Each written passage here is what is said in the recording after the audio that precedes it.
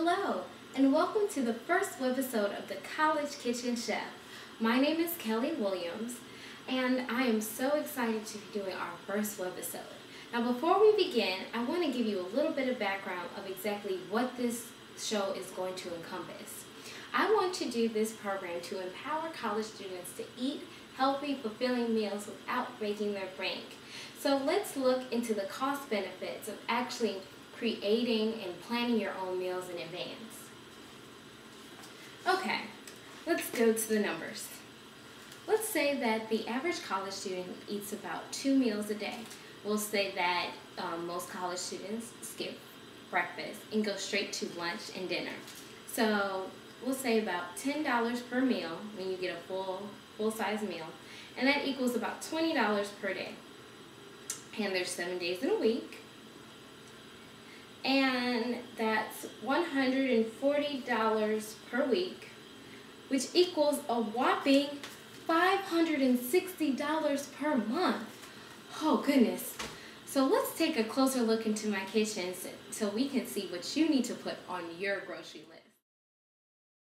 Okay, we're back with me, Kelley, the College Kitchen Chef. The first items that usually go into my grocery list you will find in the freezer. Almost every meal that I make needs to have some form of meat in it. And if you're like me, I suggest buying meats in bulk and separating them into reasonable sizes, such as little Ziploc bags, and putting them in the freezer for meals. Chicken breasts are always a must, and ground turkey if you're trying to stay away from red meat. I would also suggest buying your meals in large frozen bags in large quantities, because it's a lot less expensive in the long run, and it will last you a lot longer than buying it completely fresh. One thing that I just recently discovered is fish fillets. And for example, we got some pre-packaged, pre-portioned, already prepared fish fillets. So I'm very excited about diving into those. Or you can also buy bags of shrimp, which are really great, as snacks, etc. But the key is variety, because you don't want to get tired of eating the same old thing over and over again. Also, another great item to have in your freezer are frozen vegetables. They're great side dishes, and you can add them into all kinds of different meals. And they stay fresh for a lot longer than buying, completely fresh fruits and vegetables. Now we are going to spice things up on the College Kitchen Chef by letting you know what spices you should keep in handy in your kitchen. Oftentimes, spices can add a lot onto the cost of your grocery bill. So if you're new to the game, I would suggest adding on a few spices here and there to each grocery trip. Do not go on a spice binge all at once, because you will regret it later. I personally bought a refillable spice rack from the Container Store, these cute little spice containers. And basically, I filled up for my favorite spices at home. So sorry, Mom. Sorry you had to find out this way. But the key is to really be resourceful with your spices, because they can add so much to your meal.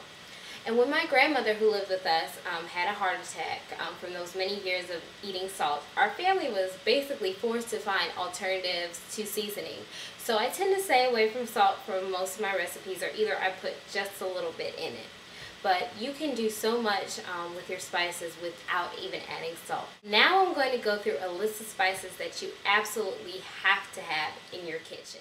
Basil, cumin, garlic powder, seasoned salt if you want to add salt to your meals, oregano, paprika, chili powder, parsley.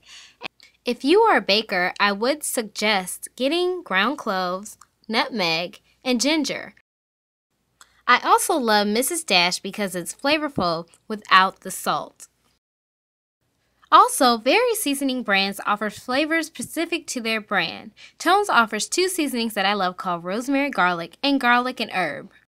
As you can tell, I love garlic, so I often buy minced garlic, which adds a fresh garlic flavor without buying actual cloves. In addition to having your seasonings in the pantry, you should also stock up on these few things. Rice, preferably brown or whole grain. And me personally, I am a pasta freak. bow ties, rigatoni, angel hair, penne, you name it, I've got it. Pasta is great because it's quick and it's easy to make and it gives you a nice full meal. In addition, make sure you stock up on olive oil, which is a great healthy substitution. I love olive oil personally, and I use it in most of my meals. Also, white wine and red cooking wine are a great marinade and add very strong flavors to your meals. Now we are going to tie up those loose ends. Always go for the basics: eggs, milk, and butter. I love organic milk because it lasts much longer than regular milk. And now I've just recently begun using egg whites. It gives you all the protein without that nasty cholesterol. Stock up on whole wheat bread and sandwich meats to make quick lunches to go. Buy fresh fruits and vegetables. I know I love to snack on fruits during the day. And for your veggies, I'm sure you heard this, use vinaigrettes, which are much healthier alternatives to those beloved creamy dressings. I also personally love adding these items to my meals. Capers, which for olive lovers, I'm an olive lover, are a little bit healthier than olives. Sun-dried tomatoes are great for pasta dishes. And artichoke hearts and roasted bell peppers. Oh, I just love adding those and their flavor into my meals.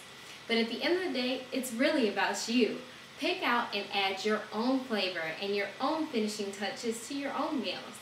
I hope that this episode has been very informative, and feel free to comment and share your cooking experiences online with other college students. Stay tuned for our next show where we will delve into this wonderful tilapia recipe that I put together. Until then, become empowered by becoming your own college kitchen chef.